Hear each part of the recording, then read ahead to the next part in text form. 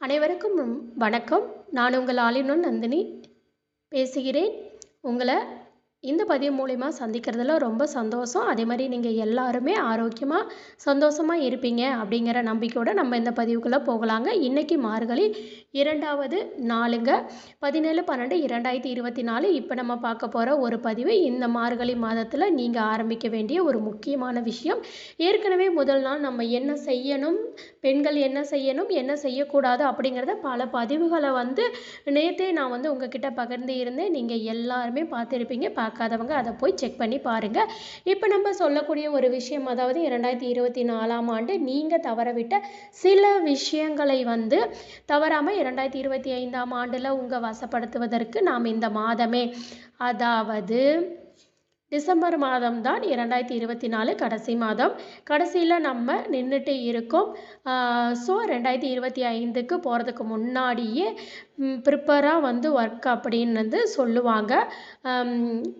ஆயத்த பணிகள் அப்படின்னு சொல்லுவோம் இல்லைங்களா? இந்த மாதத்தில் செய்ய ஆரம்பிப்போங்க. எப்பொழுதுமே நம்ம சேனலில் ரொம்ப ரொம்ப எளிமையான வழிமுறைகளை தான் நான் உங்களுக்கு சொல்லுவேன். ரொம்ப செலவெல்லாம் இல்லாமல் எல்லாருமே வீட்டில் இருந்து செய்யக்கூடிய எளிய வழிபாட்டு முறைகள் தான். அதில் இப்போ நம்ம பார்க்க போகிறது ஸ்கிரிப்டிங் டெக்னிக், அதாவது எழுதுறது மூலமாக நம்முடைய கோரிக்கைகளை அழுத்தம் திருத்தமாக இந்த பிரபஞ்சத்துக்கிட்ட சொல்லக்கூடிய, ஏற்கனவே நான் 2 வருஷத்துக்கு முன்னாடியே இந்த பதிவை நான் போட்டிருந்தேன். பிரம்ம முகூர்த்த நேரத்தில் இந்த ஒரு வார்த்தையை எழுதுங்க அப்படின்னு போட்டிருந்தேன். நிறைய பேருக்கு அவங்களுடைய வாழ்க்கையில் மிகப்பெரிய மாற்றத்தை ஏற்படுத்தியது அந்த ஒரு வாக்கியம். இப்போ அந்த வாக்கியத்தோடு சேர்ந்து இன்னொரு புது வாக்கியத்தையும் நம்ம சேர்த்து எழுத போகிறோம். இது இந்த ஸ்கிரிப்டிங் டெக்னிக் இதெல்லாம் ஆரம்பிக்கணும், இந்த நேரத்தில் தான் ஆரம்பிக்கணும் அப்படின்லாம் எதுவுமே கிடையாது. கட்டுப்பாடுகளும் கிடையாதுங்க. அதே மாதிரி அசைவம் சாப்பிட்டுட்டு மாதவிடாய் செய்யக்கூடாது, பிறப்பு இறப்பு தீட்டு செய்யக்கூடாது அப்படிங்கிறது எதுவுமே கிடையாது. நீங்கள் இன்றைக்கி இதை ஆரம்பிக்கலாம்னா ஆரம்பிக்கலாம். இல்லை நான் 2 நாள் பொறுத்து தான் நான் இதை பார்த்தேன், ஆரம்பிக்கலாமா அப்படின்னா தாராளமாக செய்யலாம். இந்த டெக்னிக்கை விஷுவலேஷனை டெக்னிக் இது எல்லாத்துக்குமே நல்ல நாள் பார்க்கணும், வளர்பிறை பார்க்கணும், சுபமுகூர்த்தம் பார்க்கணும் அப்படிங்கிற எந்தவித கட்டாயமுமோ அவசியமுமே கிடையவே கிடையாதுங்க. அதனால் நீங்கள் எப்போ பார்த்தாலும் இந்த டிசம்பர் மாதத்துக்குள்ளார இதை நீங்கள் ஆரம்பிச்சிடுங்க. அதாவது இந்த டிசம்பர் 30க்குள்ளார, மார்கழி மாதம் பாதி முடிஞ்சிருக்கும் இல்லைங்களா, ஆரம்பிச்சிடுங்க. நிச்சயமாக உங்களுடைய நிறைவேறாத ஆசைகள் நிறைய பேருக்கு இந்த ஆண்டு, கடந்த ஆண்டு அதாவது 2024ஆம் ஆண்டு வெற்றி ஆண்டாக இருந்திருக்கலாம். சில பேருக்கு அவங்க நினைச்சது கைகூடாமல் போயிருக்கலாம், ஏமாற்றமாக இருந்திருக்கலாம், ஒரு மாதிரி தோல்வி மனப்பான்மையில் இருந்திருக்கலாம். கவலைப்படாதீங்க. நிச்சயமாக உங்களுடைய மனப்போக்கை, உங்களுடைய எண்ணப்போக்கை மாற்றிக்கொள்ளுங்க.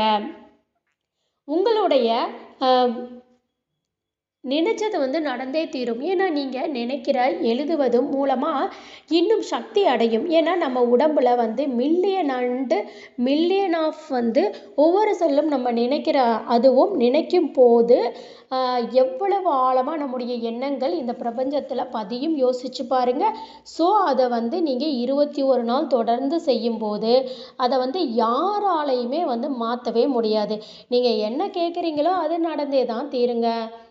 ஸோ எல்லாருமே இதை செய்யுங்க. காலையில் எழுந்து குளிக்கணும், அது மாதிரி எல்லாம் எதுவுமே கிடையாது. ஜஸ்ட்டு நீங்கள் அந்த பிரம்ம முகூர்த்த நேரத்தில் பயன்படுத்திக்கோங்க. அதுவும் இந்த மார்கழி பிரம்ம முகூர்த்தத்தோட மாதத்தில் நிறைய பதிவுகள் நேற்று எல்லாம் நான் சொல்லி இருக்கிறேன். ஸோ நீங்கள் இதை எழுந்து கொஞ்சம் வெளியில், அதாவது காற்று நம்ம மேலே படுற மாதிரி இடத்துல கொஞ்சம் கதவை திறந்து வச்சு, இல்லை ஒரு பால்கனியில் அந்த மாதிரி ஒரு இடத்துல அமர்ந்து அமைதியாக இப்போ நான் சொல்லக்கூடிய இந்த 2 வார்த்தைகளை இதை மட்டும் நீங்கள் எழுதுங்க. 21 முறை எழுதுங்க. ஒரு நோட்டு வச்சுக்கோங்க, அப்படி இல்லைன்னா ஒரு புது நோட்டு வாங்கிக்கோங்க. கோடு போட்டதாகவும் இருக்கலாம், கோடு போடாதாகவும் இருக்கலாம், எது வேணாலுமே இருக்கலாம். கலர் எந்த கலர் பேனா வேணாலும் இருக்கலாம், ஒன்றுமே அதெல்லாம் கிடையாதுங்க. ஸோ அதை மட்டும் நீங்கள் எழுதுங்க.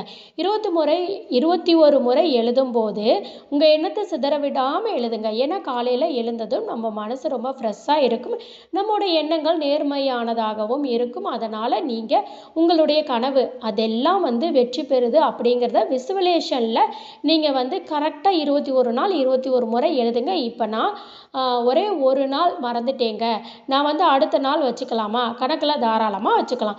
ஒரு நாள் 2 நாள்னா பரவாயில்லைங்க. ஒரு வாரம் வந்து ஸ்கிப் பண்ணிட்டேன் அப்படின்னா நீங்கள் திரும்ப தான் 21 நாள் ஃபஸ்ட்டில் இருந்து எழுதணும். இப்போ வாங்க என்ன சென்டென்ஸ் அது அப்படிங்கிறதையும் பார்த்துடலாம். நீங்கள் தினந்தோறும் 21 நாட்கள் பிரம்ம முகூர்த்த வேளையில் எழுத வேண்டிய மிக முக்கியமான ஒரு சென்டென்ஸ் வாக்கியம் இதுதாங்க. நான் வந்து ஒரு வெற்றியாளன். நான் ஒரு வெற்றியாளன். 2025 என் கனவுகள் நிறைவேறும். இதுதான் ஒன்று. இந்த மாதிரி 21 முறை நீங்கள் எழுதணும். எழுதும்போது மற்றவங்க கிட்ட பேசுகிறது, ஃபோன் பார்க்குறது, நடுவில் எழுந்து போகிறது அதெல்லாம் எதுவுமே பண்ணக்கூடாது. இதை வந்து பார்த்திங்கன்னா நீங்கள் 21 டைம் எழுதணும். புது நோட்டு இருந்துச்சுன்னா எழுதுங்க. இல்லைன்னா பழைய நோட்டே ஆல்ரெடி யூஸ் பண்ணது இருக்குனால அதில் நீங்கள் கண்டினியூவாக நீங்கள் எழுதலாங்க. ஒவ்வொரு நாளும் 21 முறை 21 நாட்களுக்கு டெய்லியும் வந்து 21 டைம்ஸ் வந்து நீங்கள் வந்து எழுதணும். உங்களுக்கு எந்த மொழி லாங்குவேஜ் உங்களுக்கு வந்து சௌகரியமாக இருக்குமோ நீங்கள் அந்த லாங்குவேஜில் கூட இதை வந்து எழுதலாங்க. இப்போ எனக்கு ஆங்கிலம் தான் வந்து எழுதணும் அப்படின்னா கண்டிப்பாக தாராளமாக வந்து நீங்கள் எழுதலாம். 21 டைம் வந்து நீங்கள் வந்து தாராளமாக வந்து எழுதலாங்க. ஆங்கிலத்திலையும் எழுதலாம். ஆனால் 21 முறை நீங்கள் வந்து இப்போ எழுதணும். 1 2 3 அப்படின்னு சொல்லி போட்டு எழுதிக்குங்க. நடுவில் ஒரு நாள் 2 நாள் மிஸ் ஆகிடுச்சுன்னா பரவாயில்ல. நீங்கள் வந்து அந்த கவுண்டில் வந்து கரெக்டாக பார்த்துக்குங்க. திரும்ப நீங்கள் முதல்ல இருந்து அப்புறம் ஆரம்பிக்கணும். ஒரு வாரமாக எழுதாமல் இருந்தீங்கன்னா இதை நீங்கள் எழுதும்போது உணர்வு பூர்வமாக இதை உணர்ந்து நான் ஒரு வெற்றியாளன். 2025 என் கனவுகள் நிறைவேறும் அப்படிங்கிறத மட்டும் நீங்கள் ஆரம்பிக்க மீதி எல்லாத்தையும் பிரபஞ்சமே பார்த்துக்குங்க. நீங்கள் இந்த கோரிக்கையை வந்து 21 நாட்கள் பிரபஞ்சத்துக்கிட்ட வைக்கும்போது அது வந்து வேலை செய்ய ஆரம்பிச்சிடும். உங்களுடைய கோரிக்கைகள் நிச்சயமாக வந்து என்ன பிரச்சனைகள் வந்தாலும் அது நிறைவேறியே வந்து தீருங்க. என்னங்க பார்த்தீங்களா எவ்வளவு சிம்பிளாக இருக்குது. இல்லை நீங்கள் முயற்சி வந்து எடுத்து இதை செய்யுங்க.